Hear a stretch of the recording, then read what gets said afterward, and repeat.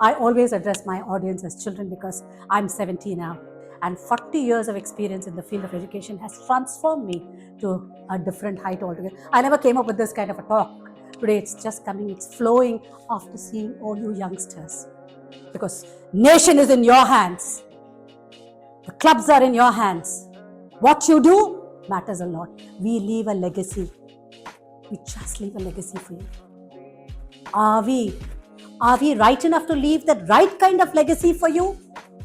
That is the question. So, as a principal of a school, my calendar used to be filled with appointments. So, after the school hours, my time was very, very clear. After the school hours, please fix up your appointment and come back to me. 10 minutes will be given to you for my thing. My calendar used to be filled with appointments. Neither my teachers, nor my staff, nor the management, or the principal would be waiting for me because I was the director of education there. You know who were there, my recipients? It's all these 10th standard and 12th standard children used to wait in queue to talk to me. 10 minutes to them. Okay? Why? And they're going to be talking to the director of education, not to anybody else, but my appointment would be clear because my doors were open to them. बच्चे आएंगे, ma'am मैं कम, yes you are most welcome, ma'am आपसे बात करूं, बोलो क्या है, मैं पेरेंट्स से भी बात नहीं कर सकती हूँ, ये सब आपसे बात करूं, डेफिनेटली यस। ये लड़की को देखती हूँ ना मैम, सॉरी, ये लड़की को जब देखती हूँ ना, मेरा दिल दुख हो रहा है। मम्मी को बोलो या पापा को बोलो, ये एक मार पड़ेगा। So what do I do? To whom are they asking this question? To the principal, or more than a principal, the director of education, they're asking this question. Okay, because they go through that pangs. Teenage is the most difficult age for them. And that's how it used to be. And then I used to say, okay, yes, Raja, just go and sit there. Have a sip of water. You want to write a love letter? Yes, write your love letter. So these children used to sit in corners and write pages and pages and pages and pages, pouring their emotions out. And those letters are all stacked up in my cupboard, you know. And at the end of the year, or after the certain sessions, I say, how do you feel now? Shall I tear this? The letter that, nahi, don't tear it, okay? So the day when you tell me to tear, that is the day you are evolved. Because you have come with a purpose. The purpose is for education. And that is what you need to do. So there were a lot of strategies that I used to use with these youngsters, which made me one of the most coveted principals in CBSE schools. And that is where my award from the President of India was given to me as a transformational principal of the schools. Okay? To understand their psychology, to understand and bridge that psychology was the one that we used to work on. तो हर तरह का problems जो बच्चे लोग आके solve करते थे, then the session would be with the parents. So I would not mention any parental thing, but I used to talk to them in my own language, and that's where the school became such a wonderful school of mine. Leave alone that. That is past history. Past is the past. Today what I have come for is, what is the first step that you want to take? Okay? So this is the topic on which I'm going to talk. It may look a very deceptive topic, a very simple topic, but it has got a profound reality in your life. Absolutely a profound reality. Because you can take as many steps as possible once you have taken the first step. But to take that first step is so very difficult. So I'm going to just flow you through with why this. Okay? So now, what is the first step? That, for example, there is something that you wanted to do but you have never done. Okay? I'll give you an example here of mine, and then I'll be asking all of you. I'm a teacher, bhai. So ek to teacher ka gyan to dena padega. So the first step, I wanted to be an actress and act along with Amitabh Bachchan. That was my dream. Okay, my first step, I could not take them. Circumstances are very different, so we could not.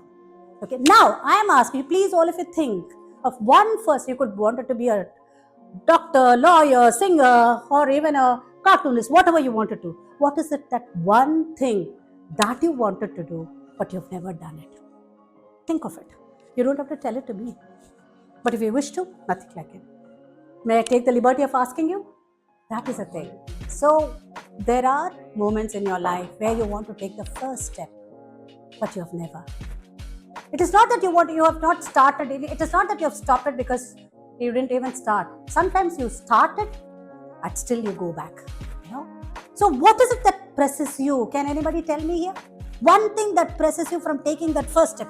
Hey, everything is fine. Why did I not become an actress? It's mainly because of family circumstances. Arey, abhi jana hai kya? Probably I would have been one of those actresses then. But my parents were so comes from that kind of a traditional conservative family, and that too coming from a Tambram. You can imagine what sort of clause and conditions we have, and especially women going into that line. Oh no, not at all. In fact, I went up to the extent of giving audition because I was chosen by the college to be the best actress. And the next day, I find that there is one of the actors in Chennai. I think, I don't know whether you know her name. She is one of the yesteryear actors called Manorama. She had a production house. She came and approached me, and I said, oh, no fear. At the age of 18, what else? No problem. You can take my audition. So she said, are you sure? I said, yes. And I went for the audition, and then she got selected. I come back home running, coming back and telling, you know what happened today? I've been chosen. For what? That was my mother's thing. I said, I've been chosen. Manorama has taken it for one of the movies. I'm going to be acting in movie.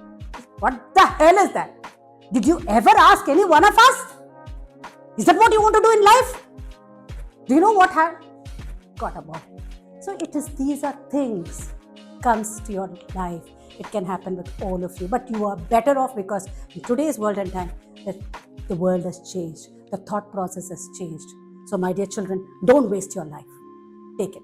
So one thing I'm very clear is, what is it that stops you? Can anybody tell me here? 4 little word.